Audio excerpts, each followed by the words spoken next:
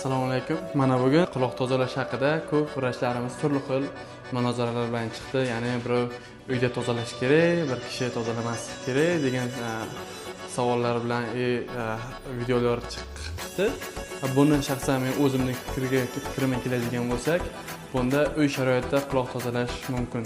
Ya'ni uxachiskada quloq tozalash mumkin. Ya'ni bunda biz qancha miqdorda 0,7-1 sm quloqqa kiritamiz va quloqni ma'lum modda tozalab chiqamiz. Sababi o'sha quloq kiri o'sha 0,7-1 sm atrofidagi qismda paydo bo'ladi. O'shani tozalash maqsadga muvofiq bo'ladi. Endi yosh bolalarga keladigan bo'lsak, yosh bolalarda uxachiska bilan tozalash quloq uxachiskaning diametrining kattaligi hisobiga quloqning kirini ichkariga tarqatadi. Shuning hisobiga onalar, sizlarga tavsiyam uxachiskada emas, balkim uydagi oddiy gugurt cho'piga paxtaning ma'lum miqdorini olib, toza paxta bilan quloqni tozalashga alohida e'tibor beramiz. Qanday qilaysiz?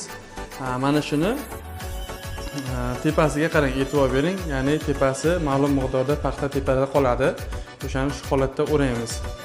O'rab, chiroyli o'raymizda bolalarga sekingina qulog'ini qarang, mana tepasida hech qanaqa prashalkan temiri yo'q, yumshoq qulog'iga hech qanaqa zarar yetkazmaydi.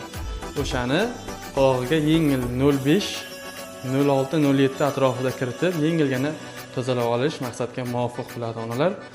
Buni tozalashda qancha vaqtda e'tibor berishimiz kerak? Bu bir hafta, 10 kunda yoki 15 kunda tozalab tursangiz maqsadga muvofiq bo'ladi. Yana bir bor hammalaringizga rahmat.